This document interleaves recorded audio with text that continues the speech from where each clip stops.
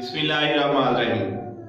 दुनिया के हर इंसान के अंदर एक खजाना छुपा है और उस खजाने का नाम स्किल है और उसे दूसरी जुबान में आप मास्टरी कह सकते हैं। पहला सवाल राइटर इसे 4 पोर्शन में तकसीम करता है। नंबर 1 पे कहता है कि अपनी कॉलिंग को तलाश करो। कॉलिंग क्या है?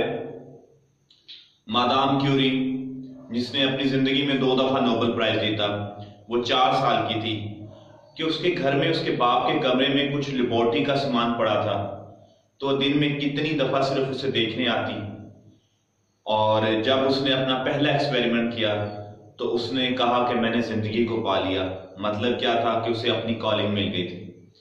इसी तरह इंसान के बारे में है कि वो अभी छोटा सा था कि उसने के बाप ने कंपास के दोनों किनारों की तरफ देख के कहता है कि ये किस वजह से मूव करते हैं, तो उसका बाप कहता है कि ये जमीन की मैग्नेटिक फोर्स की वजह से। तो कहता है इसका मतलब है कि दुनिया में और भी कुव्वतें मौजूद हैं, और फिर उसने वो कुव्वतें दरियाफ्त की।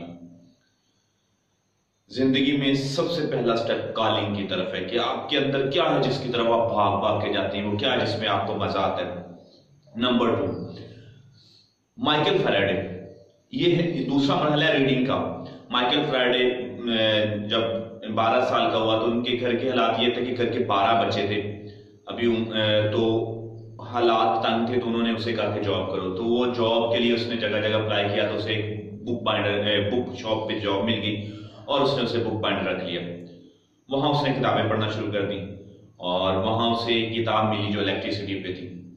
उसने उसे पढ़ा तो उसका इलेक्ट्रिसिटी से मोहब्बत होगी और आखिरी दम तक जारी है उसकी इलेक्ट्रिसिटी से मोहब्बत और प्यार। उसके बाद जब वो किताबें बहुत ज्यादा पढ़ चुका तो उसे किसी के थ्रू कुछ पासेस मिले और उसने हेनरी के लेक्चर सुने, और उसके बाद उसे लगा कि अगर वो यहाँ ही रहा हेनरी के लेक्चर से, उसने ये अंदाजा लगाया, क्योंकि जब आप किताबें रीड कर लेते हैं तो आपको ये होता है कि ये कहीं अमली जिंदगी में भी जाएं। रीड करने के बाद इसे एक्टिव करें। तो उसने जगह जगह लेटर लिखे और उसे हेनरी के यहाँ जॉब मिल गई। अब वो उसे अब दूसरी किताब हाथ लगी और जिसका ये था कि इम्प्लीमेंट द माइंड, कि जो कुछ पढ़ लिया है अब उसे किसी तरह इम्प्लीमेंट करो। हेनरी ने उसे लैब में रख दिया, लैब में आहिस्ता आहिस्ता वो करते करते उसका असिस्टेंट हो गया। तीसरा स्टेप ये कि इम्प्लीमेंटेशन या एक्सपेरिमेंट का है। अब उसने आहिस्ता आहिस्ता एक्सपेरिमेंट शुरू कर दिया, लेकिन उसे काफी टाइम के बाद पता लगा कि हेनरी उसे सारी जिंदगी असिस्टेंट ही रखेगा, माइकल फैराडे को। उसे अगर ये कुछ डिफरेंट करना है तो उसे कहीं निकलना है। उसे एक बंदे के थ्रू जर्नल लिखने का मिला कि आप इलेक्ट्रिसिटी का और मैग्नेटिक फील्ड का कनेक्शन जाहिर करें। तो उसने इलेक्ट्रिसिटी की मदद से मरकरी को मूव करवाया, जो कि बेसिकल मैग्नेटिक फोर्स ने किया था।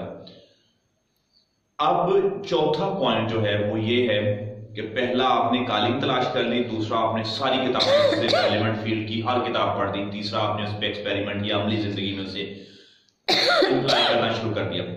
चौथा पॉइंट है आपने अब डिफरेंट फील्ड में भी नजर डालनी, उसके इल्म को भी थोड़ा थोड़ा जांचना है, ताकि आप अपने फील्ड उसके फील्ड को अपने फील्ड में ला सको, ताकि आपका फील्ड एक्सपैंड हो सके। और फिर जब इंडिपेंडेंट एक्सपेरिमेंट करने लगा तो उसने यही किया।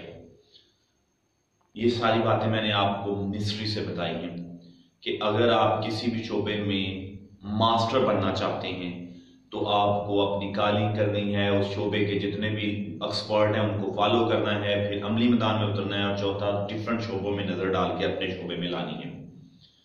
तो मिस्ट्री को जरूर रीड कीजिएगा।